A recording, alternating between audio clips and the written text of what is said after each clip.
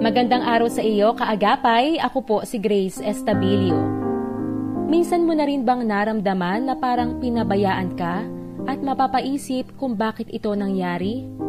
Sa ilang mga panayam ko sa COVID-19 survivors, nabahagi nila ang pakikibaka sa sakit kahit na naging maingat at sumusunod sa health protocols. Ikinuwento nila kung paano sila inalagaan ng mga doktor at medical staff, pero higit sa lahat, nagtiwala sila sa magagawa ng Diyos sa buhay nila na makamit ang kagalingan sa Kanyang biyaya. Kung mangyari ito sa iyo at lumala, maaaring isipin mo na pwede mo itong ikamatay. Maiisip mo, bakit ito nangyari? Bakit mukhang pinabayaan ng Diyos? Gayon din ang sinabi ni Jesus bago siya mamatay sa krus ng Kalbaryo. Dumanas siya ng matinding paghihirap at pasakit, hinamak ng mga kawal, pinaghahampas at dinuraan at pakutyang niluhod-luhuran hanggang sa tuluyan na siyang ipako sa krus ng Golgota na kung tawagin ay puok ng bungo. Sinabi sa Mateo 27, talatang 45 at 46, mula sa tanghaling tapat hanggang sa 3 ng hapon ay nagdilim sa buong lupain. Nang mag-aalas 3 na ng hapon, sumigaw si Jesus, Eli, Eli, lema sabachthani, na ang ibig sabihin, Diyos ko, bakit mo ako pinabayaan? Ipinahayag dito ni Jesus ang kanyang nararamdaman.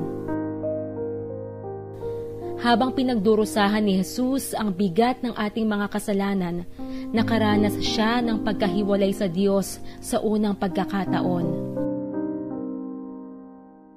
Inalay ni Jesus ang kanyang buhay upang ikaw at ako ay mailigtas sa tiyak na kapahamakan. Ibig sabihin, tayo ay makasalanan at hindi natin kayang iligtas ang ating sarili kundi si Hesukristo lamang ang makagagawa nito. Kung may isang taong nag-alay ng kanyang buhay para sa iyo at sa akin dahil sa ating mga kasalanan, mapalad tayo. Ganon tayo kamahal ng Diyos.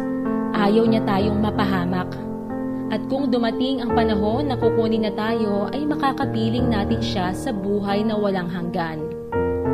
Kaagapay, maaaring dumarating ang panahon na ang pakiramdam mo ay iniwan o pinabayaan ka ng iyong magulang, mga kaibigan, lalo't higit sa lahat ay ng Diyos. Katulad na lamang sa panahon ng kalamidad at magkaroon ng iba't ibang uri ng sakit o malubhang karamdaman. Tumawag sa Kanya sa pamamagitan ng panalangin. Handa siyang makinig at pakinggan ang iyong mga daing.